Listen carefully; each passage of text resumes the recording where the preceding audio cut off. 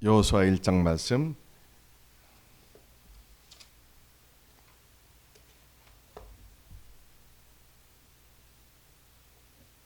1절에서 9절까지 함께 읽겠습니다.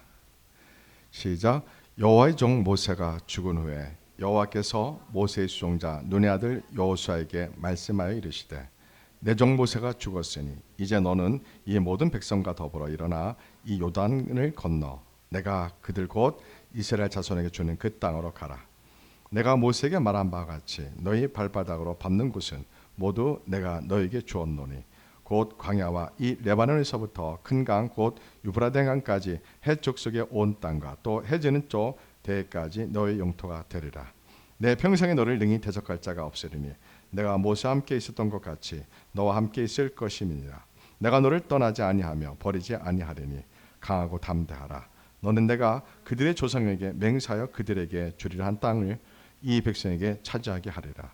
오직 강하고 극히 담대하여 나의 종 모세가 내게 명령한 그 율법을 다 지켜 행하고 우로나 좌로나 치우치지 말라. 그러면 어디로 가든지 형통하리니 이 율법책을 내 입에서 떠나지 말게 하며 주야로 그것을 묵상하여 그 안에 기록된 대로 다 지켜 행하라. 그러면 내 길이 평탄하게 될 것이며 내가 형통하리라. 내가 내게 명령한 것이 아니냐. 강하고 담대하라. 두려워하지 말며 놀라지 말라. 내가 어디로 가든지 내 하나님 여호와가 너와 함께 하느니라 하시니라. 아멘. 오늘 말씀의 제목은 인생의 위기 앞에서 성경을 펴라 라는 제목입니다. 인생의 위기 앞에서 성경을 펴라 합니다.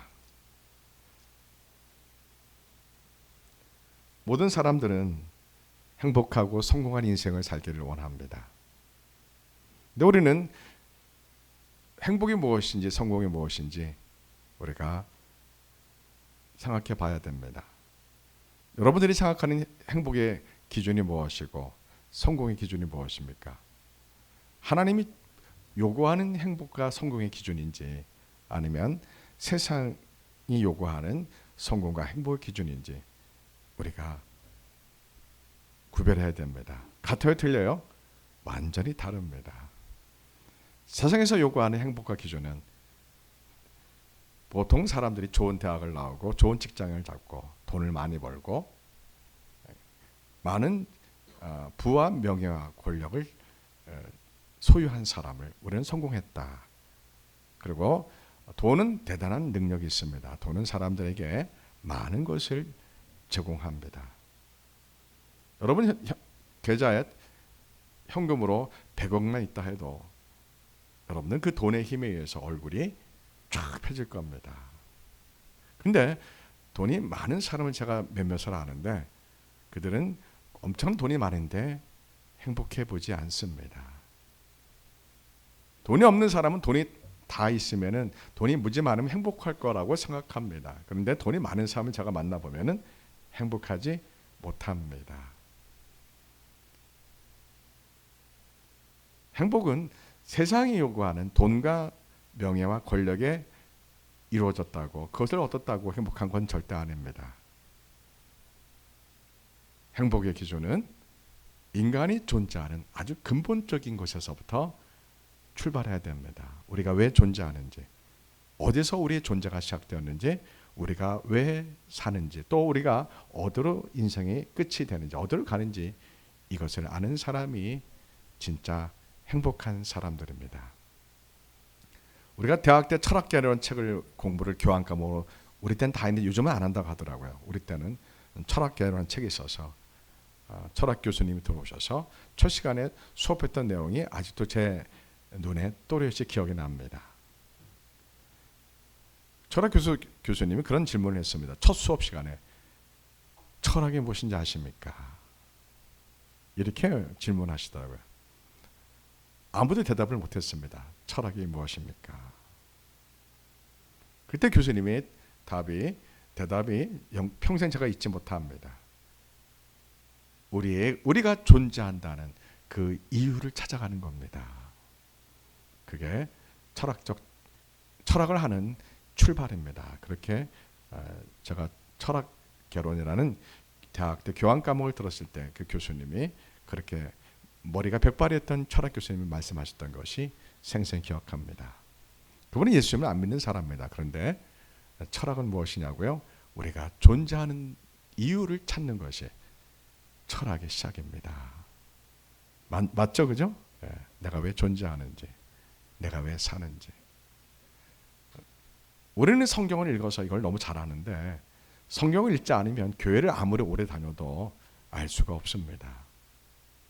성경을 많이 읽으면 내가 왜 존재하는지, 내 인생이 어디에서 왔는지, 내가 왜 사는지, 내 인생 끝은 어디 있는지 너무나 분명히 알기 때문에 인생이 참 귀합니다. 성경을 많이 읽어서 우리가 하나님을 만나게 되면 살아가는 존재 방식이 완전히 바뀝니다. 존재 방식이라는 것은 상당히 철학적 질문입니다. 내가 존재하는 이유가 완전히 내가 지금까지 알고 있었던 것과 다릅니다. 누구를 만나면요? 하나님을 만나면요. 하나님은 살아계십니다. 그분을 만나고자 열망하면 하나님을 누구나 만날 수 있는데 사람들이 하나님 만나는 것을 삶의 최고 우선순위에 두지 않고 관심이 없기 때문에 못 만나는 뿐입니다. 예수님은 지금도 살아계십니다. 여러분들이 삶의 최고 우선순위를, 가장 중요한 것을, 가장 우선순위를 예수님 만나는 것으로 둔다면은, 그리고 그렇게 노력한다면, 하나님을 간절히 찾고 구하면 하나님이 찾을 것이요 만나리라고 에레미야에서 말씀하십니다. 하나님을 간절히 구하면 하나님께서 하나님을 찾을 것이요 만나리라, 이렇게 하나님이 선지서 보면 수없이 우리에게 말씀하십니다. 여러분, 하나님만 만나면 행복이 무엇인지 그때서 알게 됩니다. 많은 사람들이 돈과 명예와 권력을 이루려고 24시간도 부족하듯 막 열심히 삽니다. 돈 때문에 많은 사람들이 가족의 원수가 되는 경우를 참 많이 봤습니다. 부모님이 유산이 많으면 부모님이 돌아가실 때 유산 상속의 문제로 대부분이, 정말 극소수를 제외하고 대부분이 부자일수록, 부모님의 유산이 많을수록 형제간의 원수가 됩니다. 돈은 사람을 그렇게 원수로 만드는 탁월한 능력이 있습니다. 돈은 사람을 교만하게 만드는 능력이 탁월하고, 돈은 하나님을 모르게 만드는 탁월한 능력이 있습니다.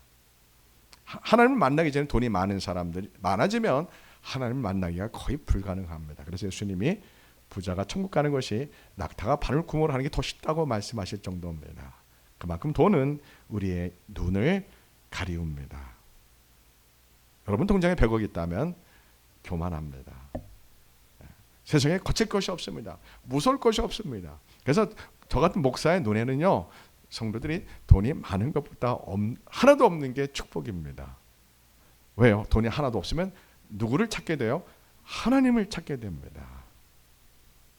하나님을 찾게 됩니다. 예수님을 간절히 찾게 됩니다. 돈이 한 푼도 없게 되면요. 그래서 목사들도 마찬가지입니다. 목사들도 교회를, 저는 반드시 목사는 개척을 해봐야 된다. 한 번 이상, 2번, 3번 정도 개척을 해봐야 된다. 그래야지 목사다운 진짜 목사가 될 수 있는 자질을 훈련받게 됩니다. 하나님을, 눈에 보이지 않는 예수님으로부터 내가 아무도 없이 빈손으로 개척을 해야 됩니다. 이렇게 실천신학적으로 사람들 모으고 아주 돈 준비하고 건물 좀 이렇게 개척하는 거 말고, 아무도 없이 빈손으로 가족만 데리고 집 거실에서 이런 개척을 최소한 2번, 3번 이상 해봐야지 인격이 다듬어지고 하나님을 만나게 되고, 그리고 겸손하게 된다고 저는 확신합니다. 그래서 아들이라는 이유로, 사이라는 이유로 하나님의 응답 없이 교회를 물려주는 것은 제일 위험한 겁니다. 한국교회는, 건물 있는 교회는 상당히 많은 수가, 극히 일부를 제외하고 대부분 아들이나 사이로 교회를 다 세습해 주었습니다. 저희 노예 가봐도 그렇습니다. 거의 교회를, 건물인 교회 거의 다 세습해 줍니다. 일반화됐습니다, 이것이요. 또 친구 아들끼리 서로 교차해서 교회를 물려주기도 합니다. 성도들의 따가운 시선을 피하려고 서로 이렇게 교차해서 교회를 친구 아들에게 서로 맞바꾸면서 교회를 세습해 주는 경우가 너무 많습니다. 하나님은 살아계셔요? 죽으셨어요? 살아계십니다. 하나님은 다 보셔요? 안 보고 계셔요? 다 보고 계십니다. 너무나 많은 교회가, 너무나 많은 목사님들이 자녀에게, 사위에게, 딸에게 교회를 물려주면서 마치 손바닥으로 하늘을 가린 것처럼 그렇게 하나님을 무시하는 무분별한 교회 세습은 이미 한국교회가 타락할 대로 타락해서 더 이상 타락할 곳이 없습니다. 이미 타락이 너무 다 타락해서, 특히 기도를 많이 하는 교회일수록, 소위 성령 역사한다는 교회일수록 교회가 로열 패밀리화되는 이런 현상이 한국교회 일반적입니다. 참 안타깝습니다. 교회도 그런데 이 세상은 더 말할 것도 없습니다. 이 세상은 동성애가 너무 급증하고 있고, 그리고 젊은 신혼부부들이 어린 아이를 낳고 어린 아이를 안고 있는 것보다 강아지를 안고 있는 것이 너무 많습니다. 이것은 섬뜩합니다. 하나님의 심판이 임하겠구나. 이 나라가 끝이 보이는구나. 목사는 그렇게 보입니다. 여러분 눈에는 이 나라가 태평해 보였지만 제 눈에는 대한민국이 끝입니다. 하나님의 축복을 받기가 불가능합니다. 여러분, 하나님을 사랑해야 됩니다. 하나님을 무서워해야 됩니다. 왜 사람들이 하나님을 무서워하지 않습니까? 하나님을 만난 적이 없기 때문에 그렇습니다. 왜 교회를 아들에게 막 물려줍니까? 왜 사위에게 딸에게 막 물려줍니까? 하나님을 만난 적이 없기 때문에 그렇습니다. 하나님을 만났을지라도 이미 영적으로 간경에 걸려가지고, 영적인 간경 현상에 걸려가지고 하나님의 진노를 못 느낍니다. 하나님의 심판의 무서움을 못 느낍니다. 믿음은 바위에 새긴 것처럼 변함없는 것이 아닙니다. 믿음은 변질됩니다. 하나님은 사랑하는 자에게 그래서 고난을 주십니다. 하나님은 사랑하는 자에게 뭘 주신다고요? 고난을 주십니다. 어떻게 고난을 주십니까? 여러 가지 재정의 어려움을 주기도 하고, 일을 꼬이게 합니다. 일을 풀리지 않게 하십니다. 실패를 거듭거듭하게 합니다. 많은 방해를 받게 하고 많은 어려움을 겪게 하십니다. 사랑하는 자에게 하나님이요. 여러분, 축복과 번영신앙을 외치는 대형교회에서는, 또 강 건너 저 세계적인 크다 하는 그 교회에서는 절대로 고난이 축복이라고 설교하지 않습니다. 하나님이 사랑하는 자에게 고난을 주신다고, 고난은 하나님의 우리를 부르신 콜링이라고 그렇게 외치지 않습니다. 하나님을 만나면 축복을 받는다. 돈이 많으면, 돈과 명예 권력을 얻으면 하나님이 축복해 준 사람을 그렇게 한국교회 성도들이 속아왔습니다. 전 평생 교회를 다녔습니다. 초등학교 4학년부터 중학교 3학년까지 6년 동안 고신측 담임 목사님의 설교를 6년 동안 받아 적었습니다. 정말 육박전, 공중전, 백병전 다 해봤습니다. 한국교회에서 다 해봤는데 결론이 뭐냐고요? 우리 선배 목사님들한테 한국교회 성도들이 다 속았습니다. 다 속았습니다. 너무 엉터리였습니다. 한국교회 우리 선배 목사님들이요. 엉터리도 너무 엉터리였습니다. 그래서 한국교회가 오늘날 이렇게 된 것. 물론 훌륭한 분 계십니다. 주기철 목사님, 손양한 목사님, 이런 훌륭한 분들 극소수 빼고 대부분 한국교회가 엉망진창입니다. 정말 존경할 만한 선배 목사님을 찾기가 하늘의 별따기입니다. 정말 저 자신도 물론 마찬가지일 겁니다. 정말 존경할 만한 선배 목사님을 찾기가 너무 어렵습니다. 그래서 저는 이렇게 한국 교회가 교회는 많지만 진짜 교회를 찾기 어렵고, 목사님들도 많지만 진짜 목사님을 찾기가 어렵고, 성도들도 많지만 진짜 성도를 찾기가 어렵습니다. 이게 다 똑같아요. 엉망진창이에요. 이 한국 교회가 참된 교회를 찾기가 어렵고, 참된 목사님을, 참된 성도를 찾기가 너무 어렵습니다. 그런데 유튜브나 쇼트나 이런 걸 통해서, 언론 통해서 언론 플레이하는 교회는 무조건 가짜라고 보시면 됩니다. 이렇게 영적으로 엉망진창인 한국 교회에 저는 하나님이 사랑하는 자에게 고난을 주는 사람들을 눈여겨봅니다. 하나님은 구원 얻을 사람들을 특별히 택해서 고난을 주십니다. 인생의 큰 위기를 오게 하십니다. 하나님이 부르시는 방법입니다. 하나님이 구원하시는 방법입니다. 저는 그렇게 확신합니다. 하나님 특별히 사랑하는 자에게 하나님이 야 너는 세상 방식으로 살면 안 돼. 너는 성공의 기준을 행복의 기준을 돈과 명예와 권력으로 따라가면 안 돼. 너는 오직 예수님, 오직 성경, 오직 하나님만 믿고 하나님과 동행해야 돼. 예수님과 동행해야 돼. 너는 그렇게 내가 택한 사람이야. 이런 사람을 하나님이 죄짓게 가만 놔둘까요? 돈을 따라가게 가만 놔둘까요? 쾌락을 따라가게 가만 놔두실까요? 권력의 싸움 속에서 정말 똥강 같은 그런 정치판에서 하나님이 그 사람을 방관하실까요? 아닙니다. 하나님은 살아계시기 때문에 하나님의 구원을 얻고자 하는 택한 백성들은 하나님이 이 마지막 때에 고난과 인생의 위기를 몰고 가게 해서 세상으로 가지 못하도록 인생을 다 막으십니다. 축복하는 게 아니라 어떻게 한다고요? 다 막으십니다. 다 막으세요. 돈도 안 벌리게 하고 취업도 안 되게 하고 시험은 다 떨어지게 하고. 왜요? 세상으로 갈까 봐요. 교만해질까 봐요. 돈과 명예의 권력을 따라가는 세상을 사람과 똑같이 될까 봐요. 돈과 명예의 권력을 얻은 것이 이것은 하나님의 축복입니다. 이렇게 말할까 봐요. 하나님은 사랑하는 사람들에게 어떤 면으로 볼 때는 다 막으십니다. 인생을 꼬이게 하십니다. 아무리 노력해도 인생이 풀리지 않게 하십니다. 그래 안 그래요? 내가 볼 땐 그래요. 왜 하나님이 그러셔요? 하나님만 오직 예수님만 의지하라고 하나님이 그렇게 합니다. 자, 제가 금요일 날 믿음은 어떤 측면이라고 말씀드렸습니까? 믿음은 관계적 측면입니다. 우리가 예수님 안에, 예수님 우리 안에. 요한복음 15장의 말씀이죠. 포도나무 가지가 포도나무에 붙어 있는 것처럼 우리가 예수님 안에 있고 예수님이 우리 안에 이 상태가 믿음의 상태입니다. Believe Trust이란 개념이 아니고요. 내가 하나님의 아들 예수님 안에 있는 거고 하나님의 아들 예수님이 성령을 통해서 우리 안에 계시는 상태입니다. 이것이 믿음입니다.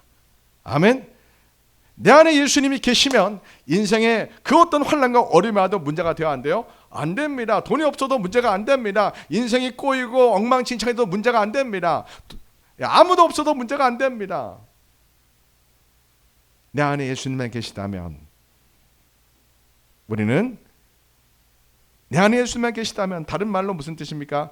내가 기도하는 사람이 되고 내가 예수님의 음성을 듣고 내가 하나님의 말씀을 날마다 읽고 기도하기 때문에 내 인생이 하나님 통치 속에 있다는 사실이 내 마음에 불처럼 뜨겁게 늘 경험되고 느끼기 때문에 두렵지 않습니다. 걱정이 안 됩니다. 이것이 하나님 나라가 나에게 임한 것입니다.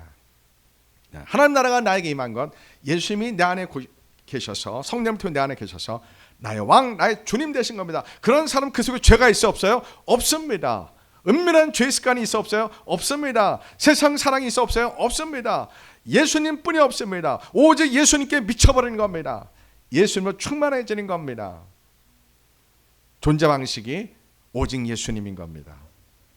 그런 사람은 소유와 상관없이 행복합니다. 기쁩니다. 내 안에 예수님이 없는 것이 불행한 거지. 돈과 명예와 권력이 아무리 많은들 내 안에 예수님이 없으면 불행합니다. 제가 부자들 좀 아는데 그들 가면은 불행합니다. 왜요?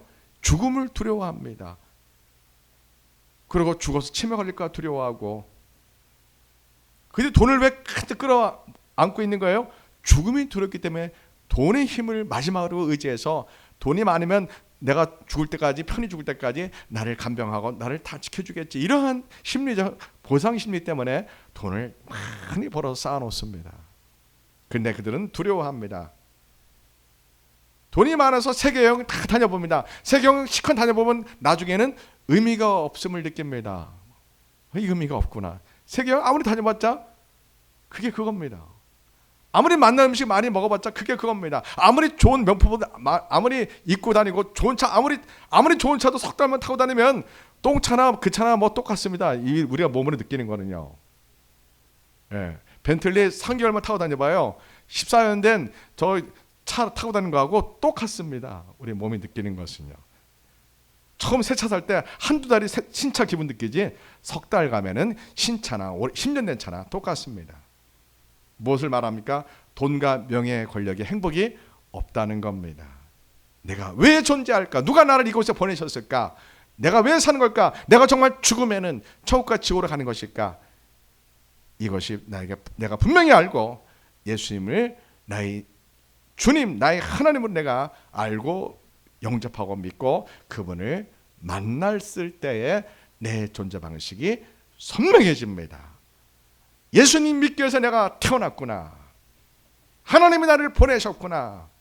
내 인생의 행복과 내 인생의 기쁨은 내 안에 예수님이 계신 거구나. 내 안에 죄가 있다면, 내 안에 세상이 있다면, 내 안에 돈이 있다면, 이것이 내 안에 쾌락이 있다면 이것이 불행한 인생이구나. 이걸 깨닫게 됩니다. 내 안에 예수님이 계시다면 내가 예수님 안에 있고, 이런 관계적인 측면을 믿음이라고 합니다. 믿음은 예수님과 나의 관계입니다. 내가 예수님 안에 있고 예수님이 내 안에 있는 것이 믿음입니다. 그러면 세상에 더 이상 두려울 것이 없습니다. 이걸 거꾸로 말해 봅시다. 왜 사람이 인생에 허덕이고 쓰러지고 두려워하고 슬퍼하고 원망하고 분노하고 상처 속에 있습니까? 그 사람 안에 누가 안 계시는 거예요? 예수님이 안 계셔서 그렇습니다. 예수님을 지식적으로 합니다. 예수님 은혜도 경험해 봤습니다. 성령 역사도 경험해 봤습니다.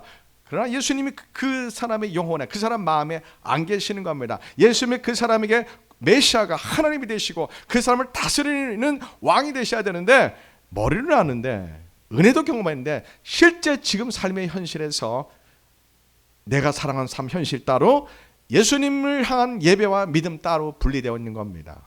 여러분, 이사야 1장을 보십시오. 이사야 1장에 보면은 이스라엘 백성들이 하나님께 제사를 열심히 드립니다. 하나님이 이사야 당시 이스라엘 백성을 보고 이렇게 말합니다. 소돔의 관원들아, 이렇게 말합니다.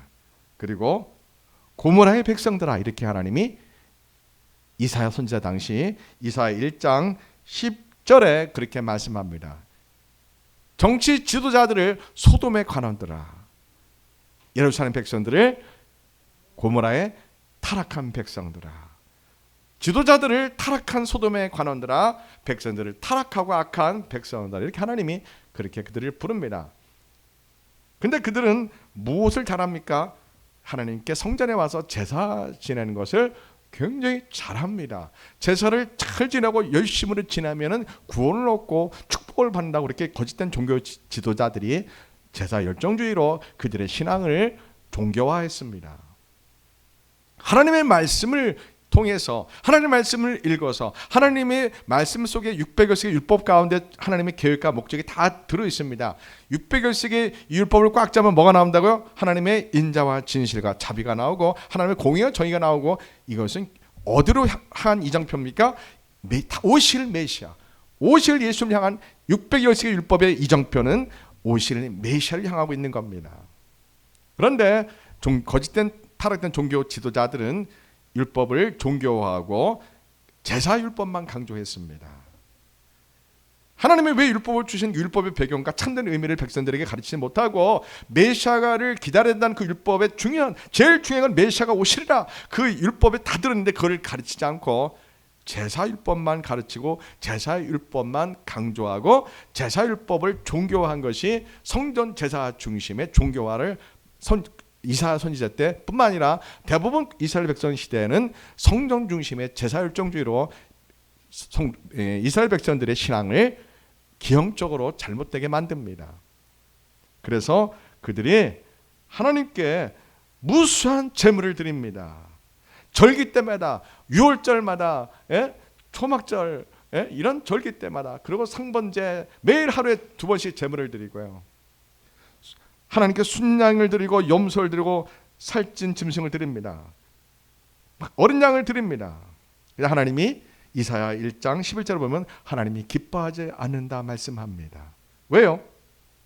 너희가 내 앞에 보이러 오니 이것은 누가 너희에게 요구하였느냐? 내 마당만 밟을 뿐이라 합니다.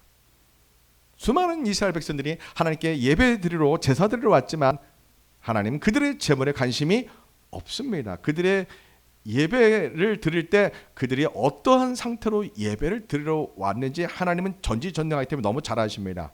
그들이 어떤 삶을 살다가 어떤 생각을 하고 있다가 어떤 철학적 사상을 갖고 갖고 어떠한 모습으로 하나님께 예배를 드리러 오는지 하나님이 너무 잘 아십니다. 전지전능하시기 때문에요. 하나님을 만으로 끼고 하나님을 속일 수 있습니까? 못 속입니다.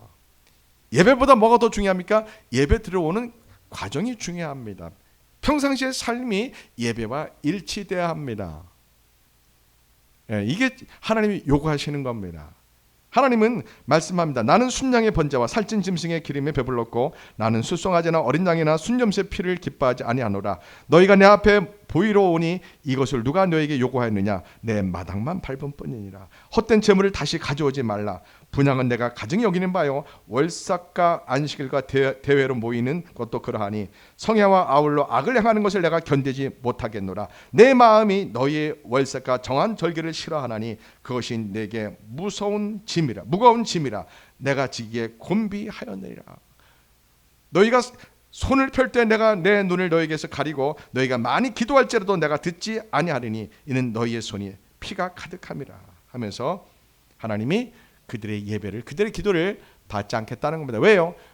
이것이 예배 중심, 예배 열정주의, 제사 열정주의가 된 겁니다. 하나님의 계획과 하나님의 목적은 전혀 상관없이 그냥 제사 드리는 율법에 종교화돼서 종교 열정주의로 빠져서 제사 열정주의로 빠져서 이 제사가 잘 지내면 구원을 얻고 축복을 받는다는 그러한 거짓된 종교 지도자의 가르침 따라 이들은 죄를 회개하지 않고 이들의 삶에서 이들의 인격에서 하나님의 형상이 회복되지 않고 하나님의 거룩이 없이 하나님의 사랑이 없이 그냥 엉망진창으로 살다가 그냥 제사만 드리면 예배만 드리면 하나님이 그 예배를 받으시고 구원해 주시고 축복한다는 잘못 가르침, 거짓된 종교 지도자들 거짓된 가르침에 따라 그들은 모두 속았습니다. 용서하고 드립시오. 한국교회도 똑같습니다.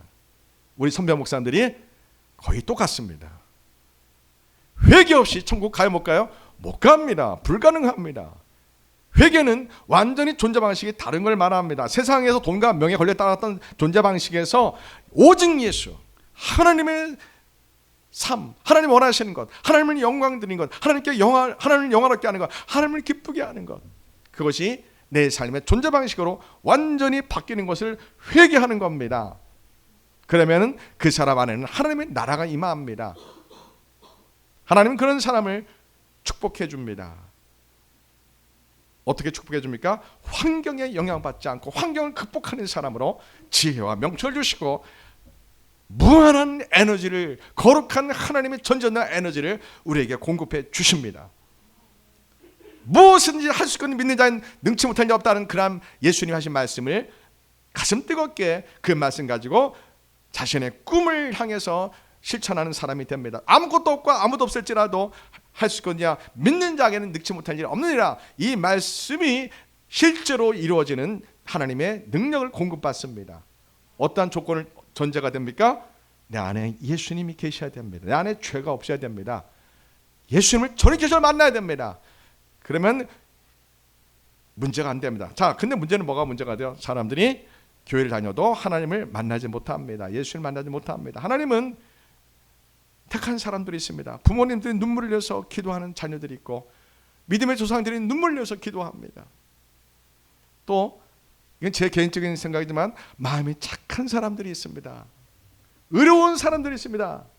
그런 사람들은 하나님의 뜻대로 살려고 하나님을 사랑하려고 파동파동 애를 씁니다.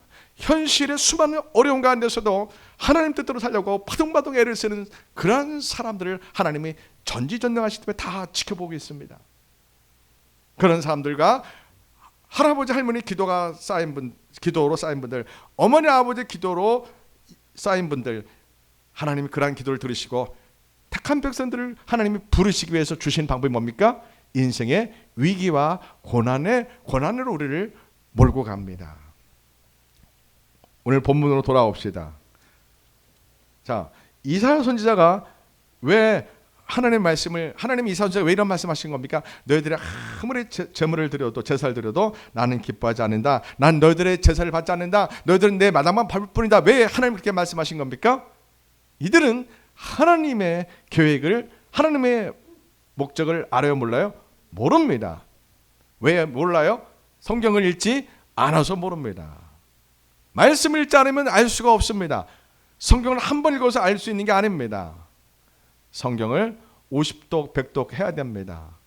덮어놓고 읽어서도 안 됩니다. 말씀의 내용을 알면서, 바르게 알면서 읽어야 됩니다. 오늘 본문으로 돌아옵시다. 여호수아가 이제 모세가 죽고 이스라엘 백성들을 이제 요단강을 건너가서 아브라함이 살았던 그 땅을 다시 회복해야 됩니다. 그 땅을 들어가야 됩니다. 430년 만에 다시 이들이 자기의 땅으로, 하나님이 주신 약속의 땅으로 돌아왔습니다. 문제는 그 땅에 약 400년 동안 가나안 7족속이 살고 있는 겁니다. 가나안 7족속은 430년 그 땅에 살았기 때문에 자기들의 땅이라고 여깁니다. 네. 그럼 이걸 이렇게 생각하면 됩니다. 우리가 어떤 땅이 있습니다. 그 땅에 어떤 사람이 땅 주인이 있는지 없는지 상관없이 농사를 지었습니다. 건물도 지었습니다. 가건물을 약 20년 동안 그 땅을 사용하는 권리를 지상권이라고 합니다. 그 땅을 20년 동안 지상권을 사용하면 그 땅을 소유할 자격을 얻게 됩니다. 그러니까 땅 주인이 자기 땅에다 누가 농사를 지으면 나가라고 말해야 됩니다. 이 내 땅이라고. 그거를 침묵하면 그 땅을 허용해 주는 겁니다. 근데 20년 동안 농사를 지었다 그러면 내가 20년 동안 이 땅을 지었는데 내 땅이 이렇게 말할 수 있는 법적 근거가 생기게 됩니다. 여러분 430년 동안 농사를 지었어요. 가나안 7족속이요. 누구 땅이라고 느껴집니까? 이스라엘 땅이에요? 가나안 사람의 7족속의 땅이에요? 당연히 상식적으로 가나안 7족속의 땅이 되는 겁니다. 430년 동안 주인 없이 우리가 430년 동안 우리 조상대대로 농사 지었는데 갑자기 이스라엘 백성이 나타나서 이거 우리 땅이야 이렇게 말하면 말이 돼야 안 돼요? 안 됩니다. 그러면 불가피하게 뭐가 있을 수밖에 없습니까? 전쟁을 할 수밖에 없는 겁니다. 전쟁이요. 그래서 여호수아는 이제 모세의 자기 스승은 애굽을 탈출해서 40년 동안 광야 생활을 통해서 세대가 바뀌었습니다. 출발할 때 아버지 세대가 광야에서 다 죽었습니다. 다 죽고 누구만 살아있는 거예요? 모세와 여호수아, 갈렙 세 사람만 살고 그리고 다 죽었습니다. 다 죽고 모세가 죽었습니다. 그리고 모세 후계자로 여호수아가 임명되었습니다. 여호수아는 한 번도 사람들 앞에서 하나님의 능력을 보인 적이 없습니다. 우리와 똑같이 평범한 사람입니다. 모세는 하나님께 쓰임받기 위해서 40년 동안 애굽의 왕자였고 또 40년 동안 호렙산에서 그는 하나님을 만나기 위해서 40년 동안 기다립니다. 참 대단합니다. 하나님의 부르심을 받기 위해서 그는 40년 동안 외로운 생활을 하며 고독한 생활을 하며 하나님이 자기를 부르실 때까지 기다립니다. 이걸 오늘날로 말하면 뭐라고 합니까? 연단이라고 합니다. 연단이요. 반드시 목사는 연단을 받아야 됩니다. 제가 볼 때는 20년 이상 연단을 받아야 됩니다. 물질의 연단, 가족과의 관계의 연단,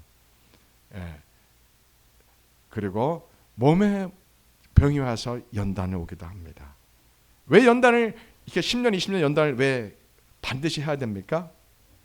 인간은 아담과 하와의 원죄로 말미암아 전적으로 부패하고 타락해서 그 악한 인간성의 악마적인 마귀적인 사단적인 그 악한 인간성이 자아가 깨어지기가 어렵습니다. 독성과 아집과 고집이 얼마나 사람들마다 종이 한 장 차이지 다 똑같습니다. 악하고 악합니다.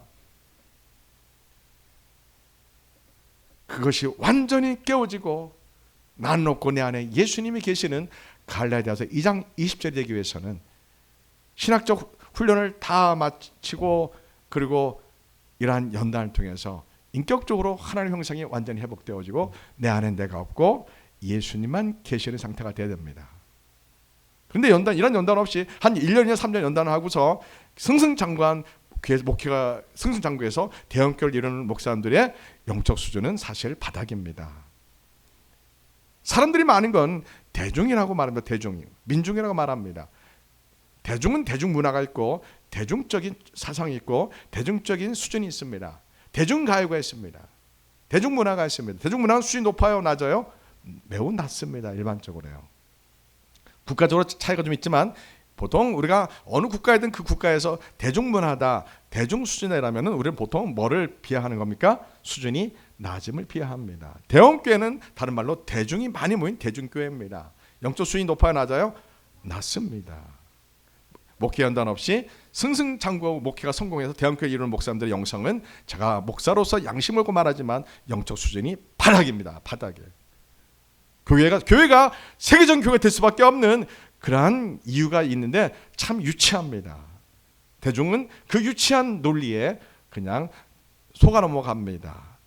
하나님의 기적을 이용하고 성령의 기적을 이용합니다. 그걸 회개로 끌고 가고 하나님의 나라가 임하도록 진짜 예수님 만나도록 그렇게 인도하기보다는 대부분 교회 성장으로 설교했음을 우리 선배님들 설교에 이미 다 드러났습니다. 믿음은 뭐라고요? 예수님과 나의 관계입니다. 내가 예수님 안에 있고 예수님이 내 안에 있는 겁니다. 그런 삶은 특징이 있습니다. 항상 감사하고 기뻐합니다. 환경에 영향받지 않습니다. 사람의 말에 상처받지 않습니다. 능히 환경을 예수님이 주신 능력으로, 하나님 전지전능 하나님 능력으로, 하나님 주신 능력으로, 성령 주신 무한한 능력으로 어떤 환경이라도 극복하는 사람이 됩니다. 그게 믿음의 능력입니다. 그러한 능력을 누구에게 주십니까? 하나님을 전기처럼 만난 사람에게 주십니다. 하나님이 택한 백성들을 그러한 믿음과 그러한 능력 주기 원하는데 하나님의 백성들이 준비가 안 된 경우가 대부분입니다. 그런 경우 하나님은 어떻게 한다고요? 모세처럼 40년 동안 외롭게 호렙산에서 40년 동안 지독하게 외롭게 홀로 하나님만 찾을 수밖에 없는 그러한 연단이라는 부르심을 사용하십니다. 오늘 모든 사람이 다 그렇습니다. 하나님 택한 백성들 거의 대부분이 하나님이 부르시는 방법이 연단입니다. 연단을 더 쉽게 설명하면 인생이 막고인 겁니다. 실타래처럼 인생이 막고여서 인생이 앞이 안 보입니다. 하는 것마다 실패합니다. 가난합니다. 돕는 사람이 아무도 없습니다. 그게 모세가 혼자 호렙산에서 하나님만 바라볼 수밖에 없는 연단 과정입니다. 오늘날 그 연단은 개별적으로 인생이 꼬이고 풀리지 않고 돈이 없고 아무것도 안 되고 막 그런 겁니다. 또 정신적으로 사상적으로 막 방황합니다. 내가 왜 사는지 무엇 때문에 살아야 되는지 아무것도 모르고 그저 육감적으로 인생을 살아가는 방황하는 그런 인생의 노예입니다. 그렇게 방황 속에서 끝없는 목마름을 향해서 방황하게 하고 지치게 만들고 그만 돈을 아무리 벌어도 돈이 모이지 않고 아무리 열심히 공부해도 시험 합격되지 않은 세상적으로 말하면 정말 지질이 복도 없는 그러한 상태로 됩니다. 목사 눈에는 그러한 사람들에게 하나님의 부르심으로 보이는 경우가 많습니다. 저 사람은 하나님이 부르셨는데 하나님이 부르심대로 자신을 드리지 않고 하나님께 가지 않기 때문에 인생이 꼬일 수밖에 없고 막힐 수밖에 없는 겁니다. 그게 제가 볼 땐 축복입니다. 왜요? 그걸 깨닫고 두 손 다 들고 천부에 의지 없어서 하나님만 의지합니다. 예수님만 의지합니다. 이렇게 되기를 하나님이 기다리고 있는 거기 때문에 그렇습니다. 오늘 여호수아가 자기 스승과는 다르게 여호수아는 뭐를 못 받았어요? 연단을 못 받았습니다. 여호수아가요.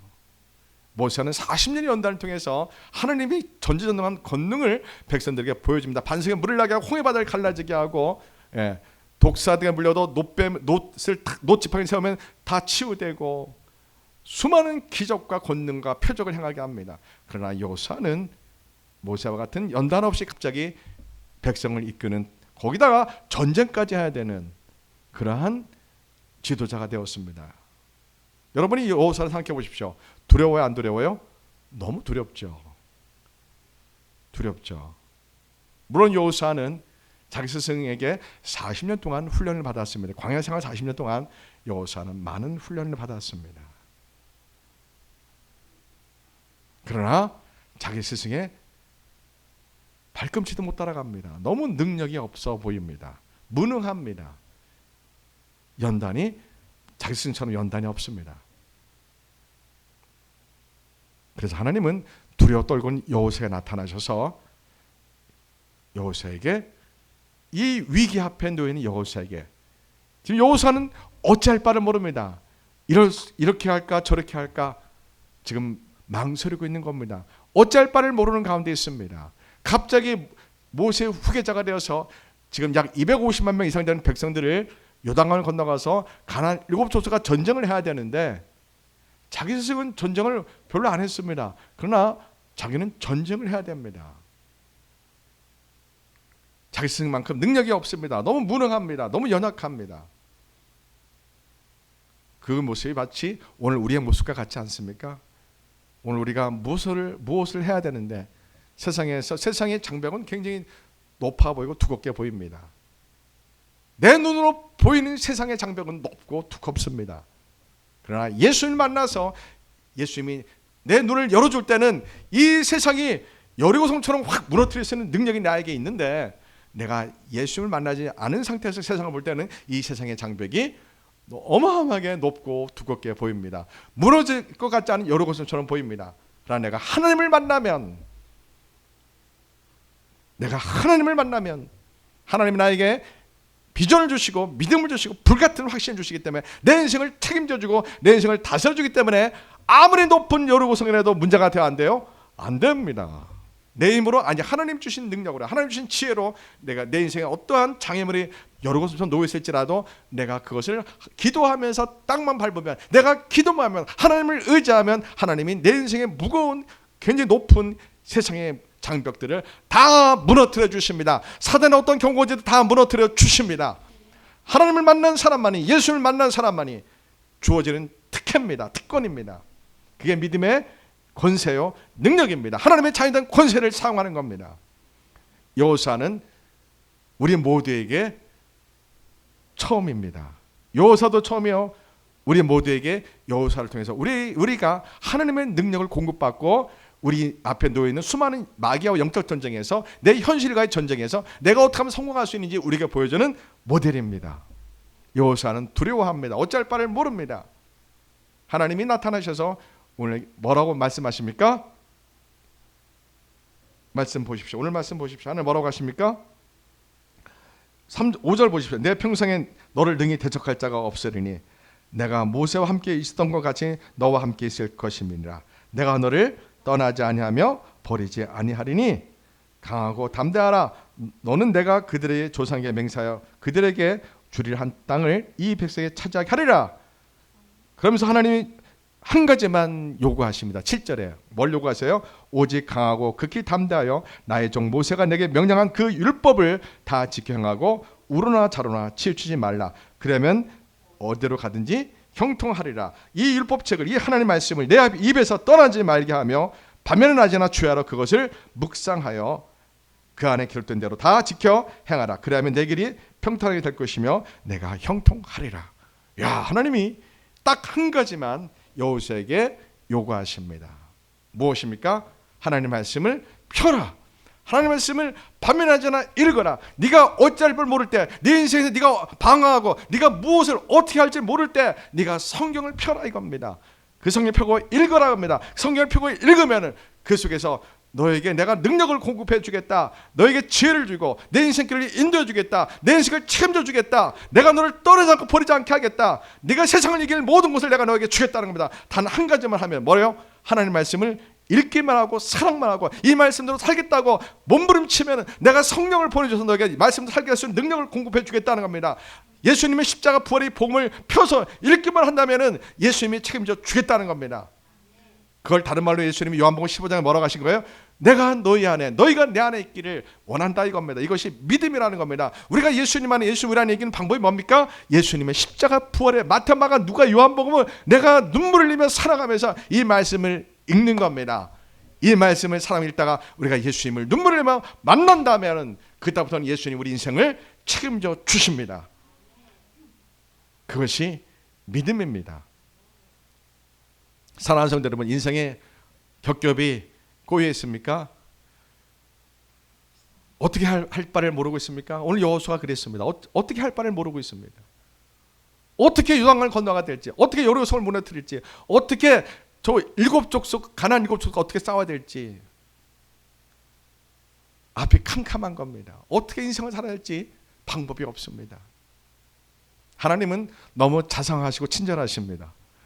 여호수아에게 나타나셔서 성경책을 펴라. 내가 너에게 준 이 말씀을 펴라. 그리고 밤이나 낮에나 이 말씀을 읽고 묵상하고 이 말씀대로 행하려고 노력만 한다면, 요단 강물에 네가 첫 걸음만 뗀다면 강물을 멈추겠다는 겁니다. 하나님은요. 어렵지 않아요. 할 수 있습니다. 성경 읽고 성경 읽으면 반드시 우리에게 성령님이 역사하십니다. 성경을 읽고 하나님의 말씀을 사랑하며 읽으면서 이 말씀을 읽을 때 성령님께 의탁해서 내 마음이 불처럼 뜨거워져야 됩니다. 그래서 예수님이 부활하시고 나서 이제 40일 동안 계시다가 이제 승천하지 않습니까? 승천할 때 예수님이 제자들에게 뭐라고 합니까? 예수님이 제자들에게 한 가지만 당부합니다. 제자들아, 하늘로 아버지께부터 임하는 성령의 능력이 임할 때까지, 아버지께서 약속하신 성령 세례가 너희들에게 임할 때까지 너희들이 절대로 예루살렘을 떠나지 말아라. 아버지께서 부어주신 성령의 능력을 공급받고 너희들이 떠나라 이겁니다. 저는 그 말씀과 예수님 말씀과 오늘 여호수아에게 주신 여호와 하나님의 말씀이 오버랩됩니다. 여호수아 때는 하나님의 성경을 펴라. 내가 너를 지켜주고 너를 떠나지 않고 너와 함께 해주고 너의 모든 인생의 영적 싸움을, 또 백성 가나안 일곱 족속의 영적 모든 싸움을 내가 승리하게 할 것이다.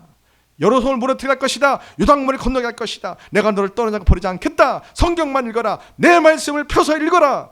그 말씀이라 예수님이 제자들에게 아버지께서 약속하신 성령의 능력을 받고 나서 예루살렘을 떠나라.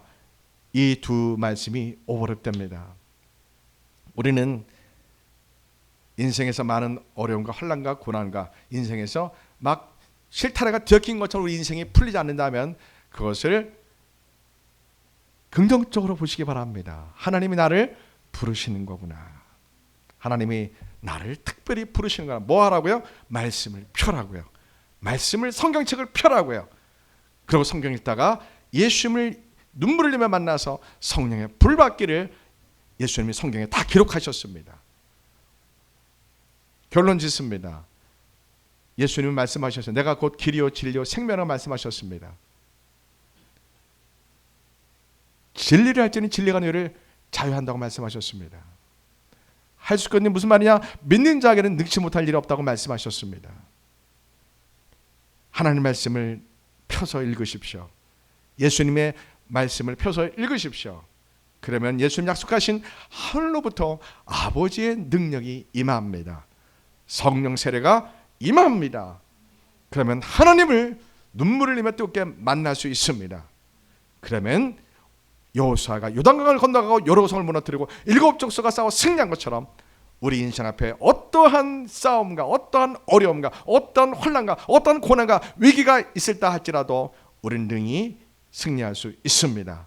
아멘. 제가 늘 존경하는 사람이 있습니다. 영국에 있는 사무엘 체득 목사님입니다. 그는 18세기 후반의 사람입니다. 사무엘 체득 목사님은 10살 때 예수님을 만납니다. 근데 그는 글을 못 읽었습니다. 1800년 후반에 영국은 산업혁명 이후에 자본은 10% 귀족들에게 가 있고 90%의 대다수 국민들은 절대 빈곤이었습니다. 초등학교를 못 보냈습니다. 돈이 없어서 영국에서요. 그래서 아이들이 학교를 못 가고 글을 못 읽었습니다. 아이들 다 어디로 일하러 갔습니까? 탄광으로 일하러 갔습니다. 대부분 초등학교 아이들이요.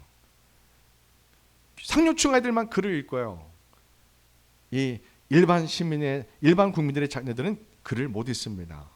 사무엘 체득이라는 이 아이도 소년도 글을 못 읽었습니다. 10살 때 예수님을 만납니다.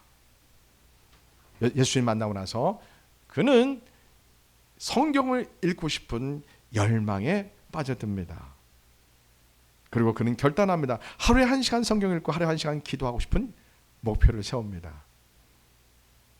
그래서 그는 하나님 말씀을 읽고 싶어서 스스로 성경을 읽으면서 글자를 깨우칩니다. 10살 때요.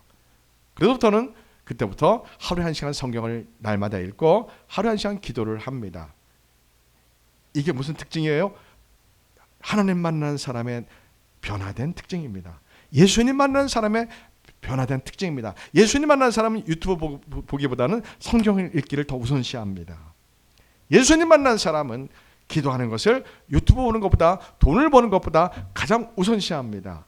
세상에 성공하는 것보다 성경 읽고 기도하는 것을 내 삶에서 하루의 24시간 삶에서 가장 중요하게 여깁니다. 가장 우선시합니다. 그래서 10살에 예수님 만난 사무엘 체득한 소녀는 예수를 만나서 뭐를 가장 먼저 읽고 싶다고요? 성경이요. 성경을 읽고 싶은 겁니다. 글도 못 읽는 소년이요. 그래서 그는 스스로 성령님에서 글을 깨우치고 성경을 매일 읽게 됩니다. 초등학교, 중학교, 고등학교 못 나왔습니다. 그런데 그가 매일 하루에 성경을 1시간 읽고 1시간 기도를 하루도 빠짐없이 30년을 했더니 그가 영국 역사에서 입지전적인 인물이 됩니다. 어떤 인물이 돼요? 초, 중고도 안 나오고 대학을 들어가고 클리프 대학에 들어가고 클리프 대학의 학장이 됩니다. 입지전적의 인물이 됩니다. 하나님 우리에게 좋은 모델로 우리에게 이미 보여주신 겁니다. 사랑하는 성도 여러분, 하나님의 사랑하는 자에게 제가 볼 때는 인생을 꼬이게 하십니다. 인생을 막으십니다. 왜요? 죄를 짓지 않게 하기 위해서, 세상으로 가지 않게 하기 위해서요. 하나님만 찾게 하기 위해서요. 예수님만 찾게 하기 위해서요. 사랑하는 성도 여러분, 지금 예수님은 여러분들을 부르십니다. 여러분의 인생 가운데 위기와 고난 가운데 있습니까? 몸의 아픔 가운데 신음하고 있습니까? 자녀 문제 때문에 고통하는 부모님이 있습니까? 남편의 문제 때문에, 아내의 문제 때문에, 부모님 문제 때문에 신음하는 분들이 있습니까? 성경을 펴십시오. 그 속에 여호수아의 승리의 솔루션이 있습니다. 여호수아가 그 연단 없었던, 자기 스승처럼 40년 연단 없었던 피눈물 나는 인생의 아픔을 경험하지 않았던 그 여호수아가 성경을 읽었더니 40년 동안 피눈물 흘렸던 연단을 경험한 자기 스승처럼 훌륭한 일을 해낸 겁니다. 성경을 읽으십시오. 인생의 위기 앞에, 고난 앞에 성경을 펴십시오. 말씀을 펴십시오. 그 속에 우리의 인생의 해답이 다 들어있습니다. 하나님이 우리를 기다리고 있습니다. 성경 속에서요. 그 하나님을 만나셔서 우리의 인생이, 막혔던 인생이, 꼬였던 인생이 다 하나님의 역사하심으로 펴지는, 다시 하나님이 회복하시는, 하나님이 나를 이끌어 가시는, 하나님이 나를 모든 사람 앞에 세우시는 그러한 축복을 경험하시기를 축복합니다. 아멘. 내가 감나무 밑에서 입만 벌리고 주여, 이게 아닙니다. 성경 읽다 보면 하나님이 지혜를 줘서 사닥다리를 만들게 하든지 감을 따게 하는 방울을 만들게 합니다. 하나님 우리의 이성과 지성과 우리의 역동성을, 우리의 상식을, 우리의 지성을 사용하는 것을 더 즐겨 하십니다. 한국계 믿음은 이게 좀 잘못됐습니다. 저도 그렇게 잘못됐었어요. 그냥 감나무 밑에서 입 벌리고 쫙 하고 금식기도 하면 그 감이 뚝 떨어져서 내 입에 쏙 도는 줄 알았어요. 물론 그럴 수도 있어요. 근데 하나님은 그렇게 문제 해결하기보다는요, 내가 성경을 읽으면서 하나님을 만나면 내 환경이 보이고 나의 연약함이 보이고 나의 부족함이 보여서 하나님께 지혜를 구하고 하나님께 능력을 구하는 기도하는 삶이 될 때 내가 거룩한 변화가 일어나서 내가 환경을 극복하는, 환경을 이겨내는, 돌파하는 그러한 지혜와 능력과 담대함과 담대하고 두려움이 사라지는 그러한 여호수아 같은 사람으로 우리를 하나님이 바꿔주신답니다. 하나님 그렇게 우리를 바꿔서 환경을 능히 이겨내는 사람으로, 담대한 사람으로, 세상을 두려워하는 사람으로 성경 읽을 때, 그리고 기도할 때 하나님이 이렇게 바꿔주신답니다. 할렐루야. 하나님 여러분들을 사랑하시고 고난 가운데, 위기 가운데 여러분의 성경을 펴기를, 그리고 기도하시기를 기다리고 있습니다. 그래서 하나님을 여러분이 만나시기를 축복합니다. 기도합니다. 하나님 아버지, 인생의 고난과 위기 가운데 있는 성도들이 있습니까? 몸이 아파서 고통하는 성도들이 있습니까? 하나님 말씀을 펴고 하나님 말씀을 붙들게 주옵소서. 예수님 말씀을 펴고 예수님 말씀을 붙들게 주옵소서. 우리 피올라 교회가 이 어려운 가운데 말씀을 펴기 원합니다. 하나님 여호수아처럼 말씀을 펴기 원합니다. 하나님 예수님의 복음을 펴기 원합니다. 우리 피올라 교회가 성경 읽기 운동을 일으키기 원합니다. 말씀을 읽으면서 하나님 만나자고 선포하기 원합니다. 예수님 복음을, 마태, 마가, 누가, 요한복음을 읽으면서 예수님 만나자고. 그러면 우리가 가장 행복한 순간을 경험할 수 있다고, 우리의 모든 어려운 환경과 고난과 환난을 이겨낼 수 있는 성령의 사람, 예수님의 사람이 될 수 있다고, 우리가 예수님 안에, 예수님 우리 안에 있는 사람이 될 수 있다고, 그렇게 우리 피올라교회가 성경 읽기 운동을 외치기 원합니다.